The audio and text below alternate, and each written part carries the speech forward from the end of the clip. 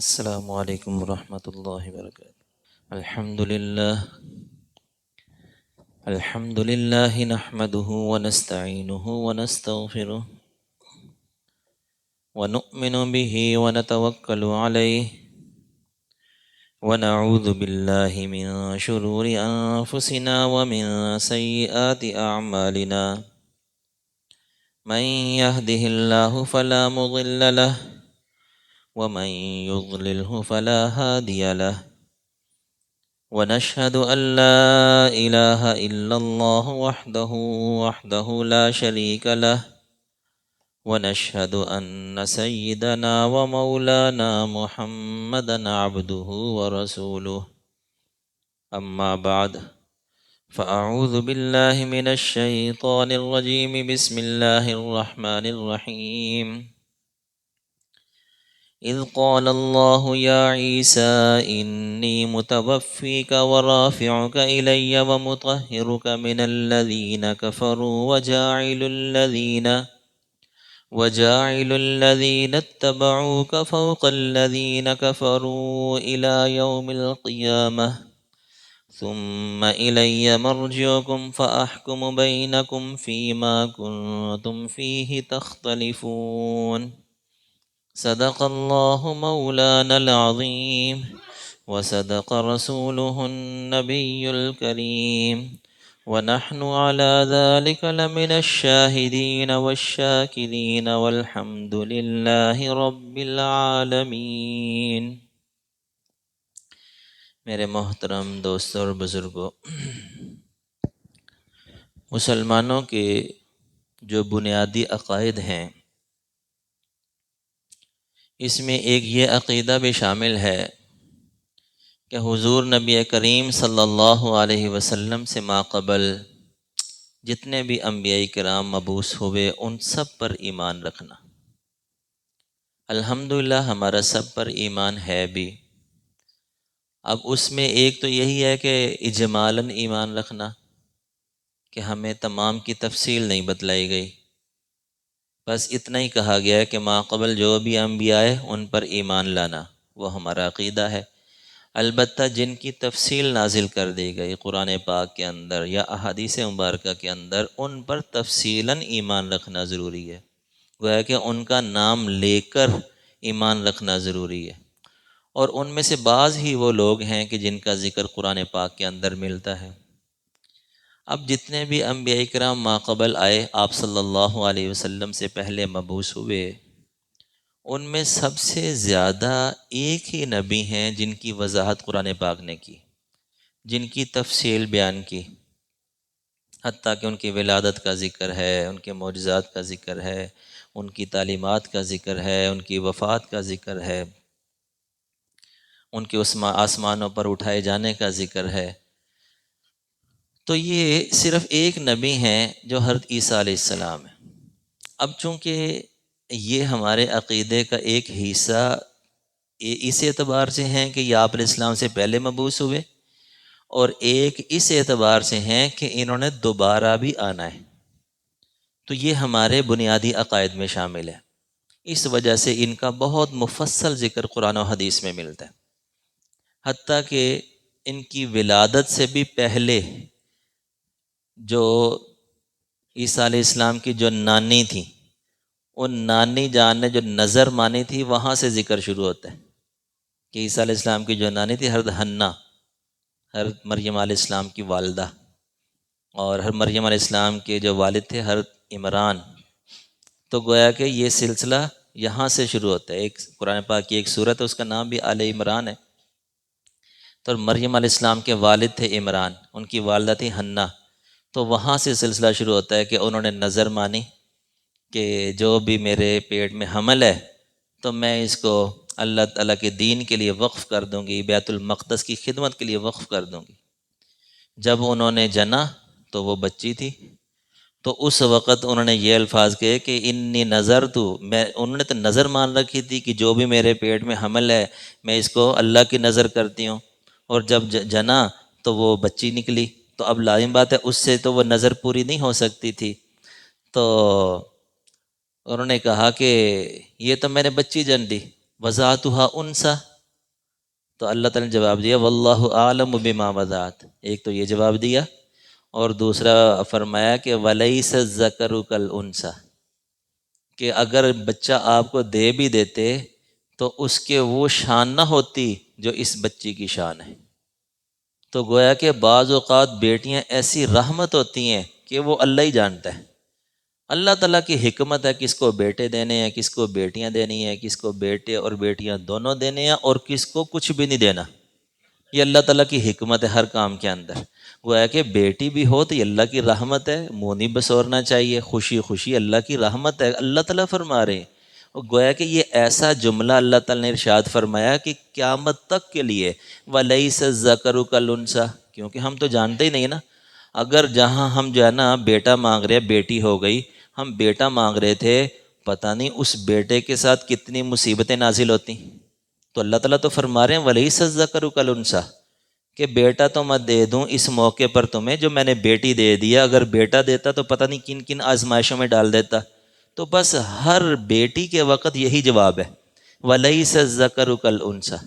کہ ذکر جو بیٹا ہے وہ انثیٰ بیٹی کے طرح نہیں ہے، اس کے اپنے معاملات، بیٹی کے اپنے۔ اور بیٹی دیکھیے کہ اب یہاں پر کس قدر رحمت بنی کہ ایک نبی جو بنی اسرائیل کے آخری نبی، اور اولو العزم انبیاء جو 5 ہیں ان میں عیسیٰ علیہ السلام کا ذکر ہے، تو گویا کہ ان کی ماں بن رہی، ان کی والدہ بن رہی۔ اب بیٹا ہوتا بھی تو وہ کیا تھا کہ بیت المقدس کی خدمت کرتا رہتا، اتنا ہی کرتا۔ اب یہاں پر کیا تھا کہ جو بیٹی تھی اتنی پاک دامن تھی کہ ان کے متعلق آتا ہے کہ جتنی بھی عورتیں اس وقت موجود تھیں دنیا میں، ان سب سے افضل مریم علیہ السلام تھی۔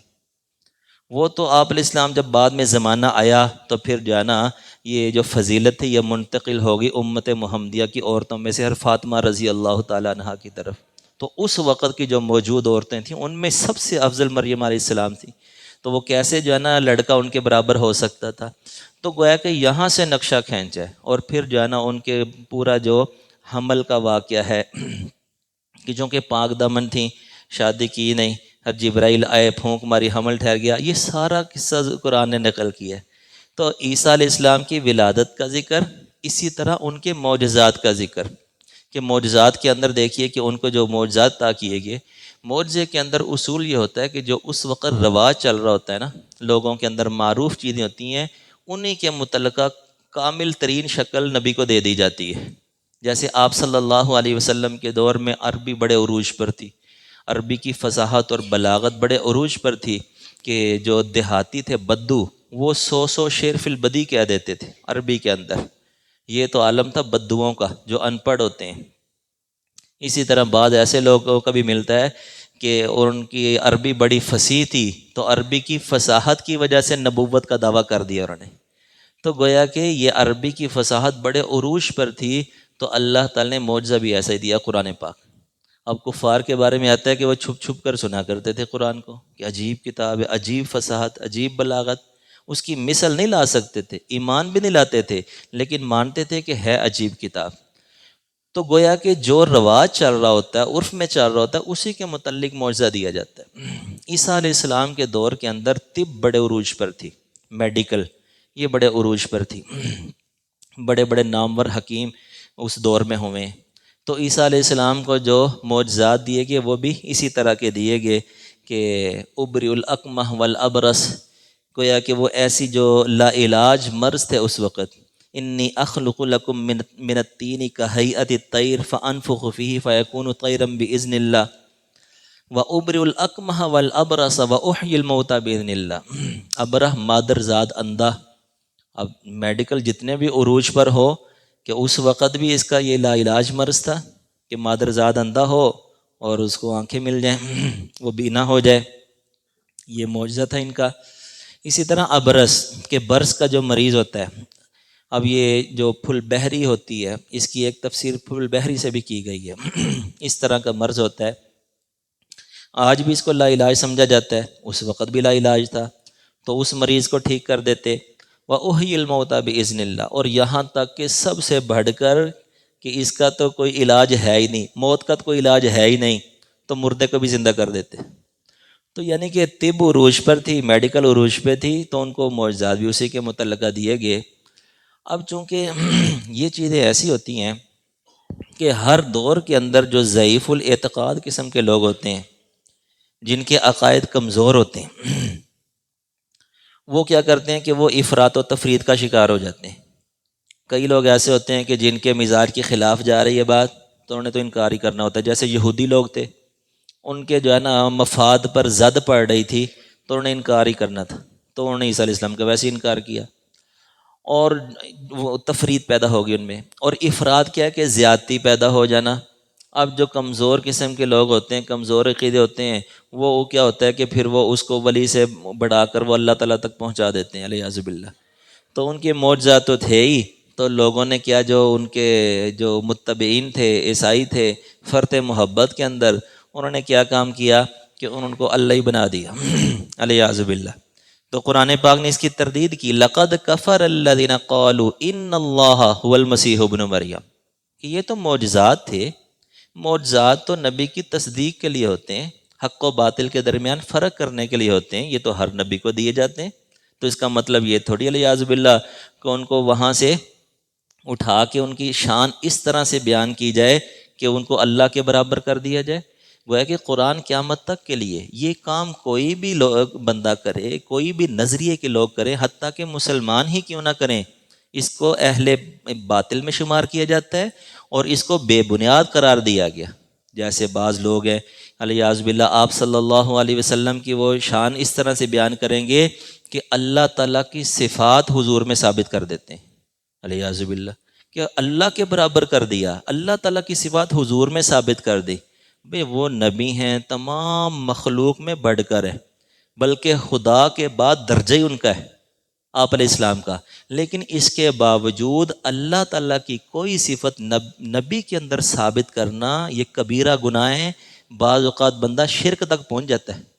شرک اسے تو کہتے ہیں۔ تو گویا کہ یہ کسی شریعت میں اجازت نہیں دی گئی، یہ صرف عیسائیت کے اندر تردید نہیں ہو رہی، جو قرآن پاک ہے یہ تو قیامت تک کے لیے ہے۔ تو وہاں سے جو تردید کی جا رہی ہے، جو عیسائیوں کے متعلق باتیں ذکر کر کے جو بھی بیان کیا جا رہا ہے، اس میں ہمیں بھی سبق دیا جا رہا ہے کہ عیسائیوں نے معجزات دے کے ان کو خدا تک پہنچا دیا، تو کہیں ایسا نہ ہو کہ کوئی بھی مذہب والا اپنے نبی کی محبت میں اس قدر ان کو بڑھا دے کہ اللہ کی صفات اس میں ثابت کر دے۔ یہ ہر دور میں غلط رہا۔ تو گویا کہ یہاں پر ان کی جو تعلیمات ہیں نکھار کر قرآن پاک نے سامنے رکھ دی کہ دیکھو کہ وہ جو معجزات تھے اس میں وہ بار بار کیا کہہ رہے ہیں، بِإِذْنِ اللَّهِ اُحْيِي الْمَوْتَى بِإِذْنِ اللَّهِ، میں تو مردوں کو زندہ کرتا ہوں، یہ سارے کام جو میں کرتا ہوں بِإِذْنِ اللَّهِ، اللہ کے حکم سے ہوتے ہیں، اس میں میرا کوئی دخل نہیں ہے، میرا کوئی کمال نہیں ہے۔ ولی کی کرامت اور نبی کا معجزہ یہ ان کے اختیار میں نہیں ہوتا، یہ من جانب اللہ، جب اللہ چاہے ظاہر کر دیتے ہیں، نبی کے ہاتھ پر معجزہ ظاہر کر دیتے ہیں اور ولی کے ہاتھ پر اس کی کرامت ظاہر کر دیتے ہیں۔ تو گویا کہ قرآن پاک نے یہ ان کے معجزات کا ذکر کیا، ولادت کا بھی ذکر کیا، معجزات کا بھی ذکر کیا، اور اسی طرح ان کی تعلیمات کا ذکر بھی کیا کہ ان کی تعلیمات تو بہت سی تھیں، جیسا کہ 28ویں سپارے میں سورہ صف کے اندر آتا ہے کہ انہوں نے جو اپنی قوم کو تعلیمات دیں، اس کے اندر ایک تعلیم یہ تھی کہ وَرَسُولًا إِلَىٰ بَنِي اسرائیل، کہ میں بنی اسرائیل کی طرف، چونکہ عیسیٰ علیہ السلام بنی اسرائیل کے آخری نبی تھے، آپ صلی اللہ علیہ وسلم تو تمام کے اندر تمام نبیوں میں آخری نبی ہیں، جبکہ عیسیٰ علیہ السلام بنی اسرائیل کے آخری نبی تھے۔ تو ان کی تعلیمات کے اندر قرآن پاک نے جو نقل کی ہیں، وَإِذْ قَالَ عِيسَىٰ ابْنُ مَرْيَمَ يَا بَنِي اسرائیل، جب عیسیٰ بن مریم نے کہا اے بنی اسرائیل، انی رسول اللہ علیکم مصدقا لما بین یدی من التوراۃ، کہ میں اللہ کا رسول ہوں، تمہاری طرف رسول بنا کے بھیجا گیا ہوں، مصدقا لما، جو اور میں تصدیق کرنے والا ہوں، بین یدی من التوراۃ، جو مجھ سے پہلے کتاب ہے تورات، میں اس کی تصدیق کرنے والا ہوں۔ گویا کہ جو نبی برحق ہوتا ہے وہ ماقبل جو برحق کتابیں ہوتی ہیں ان کی تصدیق کرتا ہے، جیسے آپ علیہ السلام نے تورات کی بھی تصدیق کی، انجیل کی بھی کی، عیسیٰ علیہ السلام نے تورات کی تصدیق کی، تو گویا کہ یہ برحق ہونے کی علامت ہوتی ہے کہ پہلے تمہید یہ باندھی، کیونکہ یہودی دشمن تھے، تو یہ بتلایا کہ میں تو تورات کی تصدیق کرنے والا ہوں، تورات کی انکار نہیں کر رہا۔ وَمُبَشِّرًا بِرَسُولٍ يَأْتِي مِن بَعْدِي اسمہ احمد، اور میں خوشخبری دینے والا ہوں، میرے بعد ایک نبی آئیں گے، ان کا نام ہوگا احمد۔ گویا کہ حضور کی خوشخبری دے رہے ہیں۔ یہ تعلیمات قرآن کیوں ذکر کر رہا ہے؟ چونکہ ہمارا سب سے زیادہ جو واسطہ پڑھنا ہے وہ عیسیٰ علیہ السلام سے پڑھنا ہے، کیونکہ عیسیٰ علیہ السلام نے بعد میں بھی آنا ہے، اور پوری دنیا کے، جیسے جو میں نے خطبے میں آیت مبارکہ تلاوت کی تھی، اس میں اللہ تعالیٰ یہی فرما رہے ہیں کہ میں وجاعل الذین اتبعوک فوق الذین کفروا الی یوم القیامہ، کہ تمہارے متبعین کو، عیسیٰ علیہ السلام کے متبعین کے متعلق کہا جا رہا ہے، جو تمہیں ماننے والے ہوں گے میں ان کو غالب ہی رکھوں گا قیامت کے دن تک۔ اب دیکھیے کہ کامل متبعین جو ہیں وہ ہیں مسلمان۔ عیسیٰ علیہ السلام کی جتنی تعلیمات ہیں جو یہاں قرآن پاک نے جگہ جگہ ذکر کی، جو کامل متبعین ہیں وہ مسلمان ہیں۔ البتہ کسی درجے میں عیسائی بھی متبعین ہیں۔ یہود تو انکار ہی کرتے تھے نا، یہودیوں نے تو انکار کیا، یہاں تک کہ قتل کی سازشیں کی، تو وہ تو کسی درجہ متبعین نہیں ہے، مسلمان ہیں یا اس کے بعد کیا ہے، عیسائی ہیں۔ تو پوری دنیا میں دیکھ لیجئے غلبہ جو ہے یا مسلمانوں کا ہے یا عیسائیوں کا ہے۔ تو گویا کہ یہ تو قرآن پاک کی تعلیمات سے ثابت ہے، اللہ تعالی نے وعدہ کیا کہ تمہارے متبعین کو میں قیامت تک غالب ہی رکھوں گا۔ تو عیسیٰ علیہ السلام نے آپ علیہ السلام کی خوشخبری دی، اور ہمارا عیسیٰ علیہ السلام کے متعلق کیا ہے کہ وہ ابھی وفات نہیں پائی انہوں نے۔ اب ہوا یہ کہ جب عیسیٰ علیہ السلام مبعوث ہوئے، انہوں نے انجیل ان پر نازل ہوئی، اس کی تعلیمات دینا شروع کی، تو یہودی دشمن ہو گئے، یہودی دشمن ہو گئے، اور جو اس وقت کا بادشاہ تھا اس کے کان بھرنے شروع کر دیے کہ جناب اگر ان کو اسی طرح چھوڑا گیا نا تو تورات ختم ہو جانی، تورات کی تعلیمات ختم ہو جانی ہے، جو ہماری آپ کی کتاب ہے تورات، اس کو تو ماننے والا رہے گا کوئی نہیں۔ بہرحال سازش کی، اور اس پر انہوں نے طے کیا کہ ان کو قتل کر دیا جائے، الیاذ باللہ۔ اب جو ہے نا وہ مشورہ تو ہو چکا تھا، اور عیسیٰ علیہ السلام نے بھی محسوس کر لیا، فلما احس عیسیٰ منہم الکفر، قرآن پاک اس کو بھی بیان کر رہا ہے، فلما احس عیسیٰ منہم الکفر، کہ عیسیٰ علیہ محسوس کر لیا تھا، جو ان کے ارادے تھے پرکھ لیے تھے۔ تو گویا کہ عیسیٰ علیہ السلام اسباب کے درجے میں جس مکان کے اندر محصور تھے وہیں رہ رہے تھے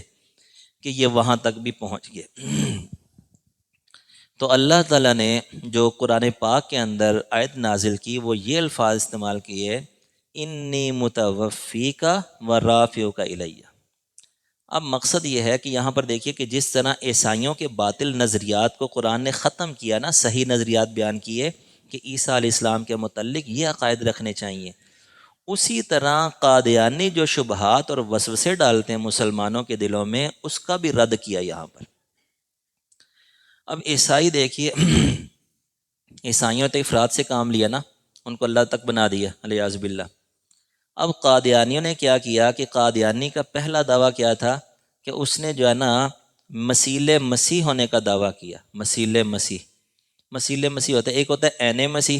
عین مسیح تو عیسیٰ علیہ السلام کی ذات تھے، اور مسیح مسیح کیا ہوتا ہے کہ عیسیٰ علیہ السلام کی مثل۔ تو اس نے کہا کہ جہاں بھی قرآن و حدیث کے اندر عیسیٰ علیہ السلام کا ذکر آ رہا ہے اس سے مسیح مسیح مراد ہے، عیسیٰ علیہ السلام کی مثل مراد ہے، عین مسیح نہیں۔ عین مسیح جو عیسیٰ علیہ السلام ہے وہ تو فوت ہو چکے۔ تو پہلے تو یہ قرآن و حدیث کے اندر مانوی تحریف کی، اور اس کے بعد اس نے دعویٰ کر دیا کہ میں ہی مسیح مسیح الیاذ باللہ۔ اب یہاں پر جو کہا جا رہا ہے انی متوفی کا، چونکہ لوگ ان کے قتل کے در پہ تھے، تو اللہ تعالی نے ایک تو یہ اشارہ کر دیا کہ آپ ان کے ہاتھوں نہیں مارے جائیں گے، آپ مطمئن رہیں، یہ آپ کو قتل نہیں کر سکیں گے، کیونکہ مکان کو جہاں وہ موجود تھے وہاں تک تو لوگ پہنچ گئے تھے، یہ یہودی لوگ قتل کرنے، تو تسلی دی کہ ان کے ہاتھوں آپ کا قتل نہیں ہوگا۔ انی متوفی کا، میں وفات دوں گا تب بھی موت آئے گی آپ کو، وہ جب بھی من جانب اللہ جو منظور ہوگا۔ وَرَافِعُكَ إِلَيَّ، اور میں کیا کروں گا کہ آپ کو اپنی طرف اٹھا لوں گا۔ اور ہوا بھی ایسے ہی کہ اللہ تعالیٰ نے فرشتوں کو بھیجا، اور جبرائیل کو بھیجا، فرشتوں کو بھیجا، اور وہ روشن دان کے ذریعے سے اٹھا کر اوپر آسمانوں کی طرف لے گئے، اور اب ہمارا مسلمانوں کا عقیدہ ہے کہ عیسیٰ علیہ السلام آسمانوں پر، دوسرے آسمان پر موجود ہیں، حیات ہیں۔ عیسیٰ علیہ السلام کو موت نہیں آئی، البتہ قرب قیامت میں نازل ہوں گے، اور احادیث میں اس کا تفصیلی ذکر ملتا ہے کہ دمشق کی جو جامع مسجد الحمدللہ جو اب اس وقت جو ہے نا اہل حق نے فتح بھی کر لی، تو وہ اس مسجد کا ملتا ہے کہ اس جو حدیث میں ذکر ملتا ہے، اس کے جو ہے نا مینارے کے پاس، ایک ہے مینار کے اوپر، یہاں سے بھی وہ شبہ پیش کرتے ہیں مسلمانوں میں مشہور بھی یہ بات ہے کہ جو دمشق کی جامع مسجد اس کے مینار پر نازل ہوں گے، پھر سیڑھی لگا کے اتارا جائے گا۔ دیکھیے حدیث کے جو الفاظ ہیں نا، اند المنارہ، اند المنارہ،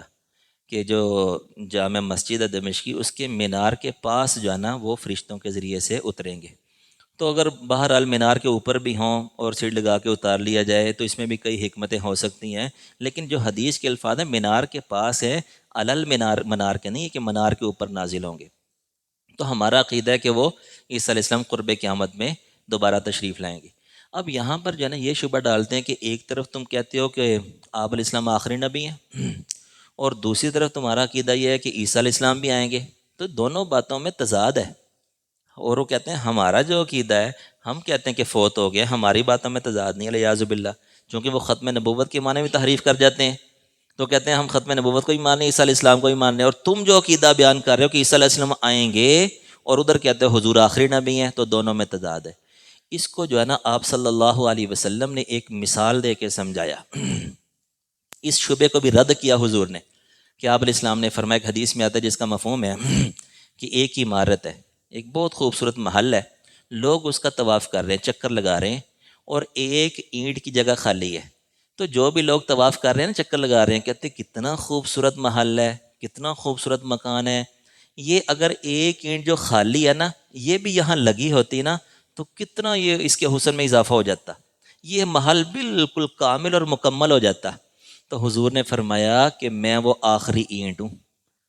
اس محل کی میں آخری اینٹ ہوں۔ اب اس کی علماء آسان لفظوں میں تشریح کرتے ہیں کہ دیکھو کہ اگر وہ جو محل ہے وہ نبوت کا محل، نبوت کو تشبیہ دی گئی نا، ایک محل کے اندر مثلا 10 بندے ہیں، ایک کمرہ ہے اس میں 10 بندے ہیں، اب 11ویں کی گنجائش ہی نہیں ہے، چوکیدار کھڑے ہوئے ہیں، وہ کہیں کہ اندر تو جگہ ہی نہیں ہے، 10 ہی آ سکتے ہیں، 11واں نہیں آ سکتا، جتنے نبیوں نے محل میں آنا تھا آ چکے، زائد نہیں آ سکتا۔ اب وہ جو کمرے کے اندر 10 موجود ہیں، 11ویں کی جگہ ہی نہیں ہے، وہ تو 11واں داخل نہیں ہو سکتا، البتہ اگر 10 میں سے ہی ایک بندہ اٹھ کے باہر چلا جائے، ایک بندہ انہی میں سے اٹھ کے باہر چلا جائے، اب اس کے دوبارہ آنے کی گنجائش ہے کہ نہیں بتائیے؟ ہے نا، چونکہ وہ 10 ہے نا، 10 ہی آ سکتے ہیں، 11واں تو آ نہیں سکتا۔ تو لہذا عیسیٰ علیہ السلام اس نبوت کے محل کے بندے ہیں جن کو اللہ تعالی نے ابھی اٹھا لیا تھا اپنی طرف، تو وہی دوبارہ آئیں گے، ان کو نبوت ملی، ایک دور تک رہے، ان کے بارے میں آتا ہے تقریباً 33 سال کی عمر تھی جب ان کو اٹھا لیا گیا، تو گویا کہ قرب قیامت میں وہ نازل ہوں گے، تو وہ تو نبوت کے محل کے اپنے فرد ہیں، ان کو اللہ تعالیٰ کی حکمت کہ ان کو باہر لے جایا گیا، دوبارہ اسی میں داخل کر دیا جائے گا۔ جو نیا کوئی نبوت کا دعویٰ کرے وہ اس محل میں داخل نہیں ہو سکتا۔ تو گویا کہ یہاں سے دھوکہ دیتے ہیں کہ آخری نبی کس طرح سے رہے، تو ہم کہتے ہیں کہ آخری نبی حضور ہی ہیں۔ یہ ایسے ہی ہے کہ جیسے کسی بندے کے 4 بیٹے ہوں اور ایک بیٹا جو زید ہے وہ آخری ہے، تو اب کیا پہلے تینوں کا فوت ہونا ضروری ہے پھر اس کو آخری کہیں گے؟ نہیں، بلکہ وہ پیدا ہی آخر میں ہوا ہے، اس کو آخری ہی کہیں گے، پہلے تینوں کا فوت ہونا ضروری نہیں ہے۔ اسی طرح گویا کہ جتنے انبیاء پہلے آئے ان سب کا فوت ہونا ضروری نہیں ہے کہ حضور تب آخری کہلائیں گے کہ سارے پہلے فوت ہوں، نہیں، حضور آئے ہی آخر میں، چاہے پہلا کوئی نبی زندہ بھی کیوں نہ ہو، حضور ہی آخری ہیں، چونکہ آپ کو آخر میں مبعوث کیا گیا، تو پہلے کسی نبی کی حیات سے آپ علیہ السلام کی ختم نبوت پر کوئی اثر نہیں پڑتا۔ تو گویا کہ یہ وہ تعلیمات ہیں جو قرآن پاک نے عیسیٰ علیہ السلام کے متعلق ہمیں بیان فرمائیں۔ اللہ تعالیٰ سے دعا ہے کہ صحیح قرآن پاک کو سمجھنے توفیق عطا فرمائیں۔ وآخر دعوانا الحمدللہ رب العالمین۔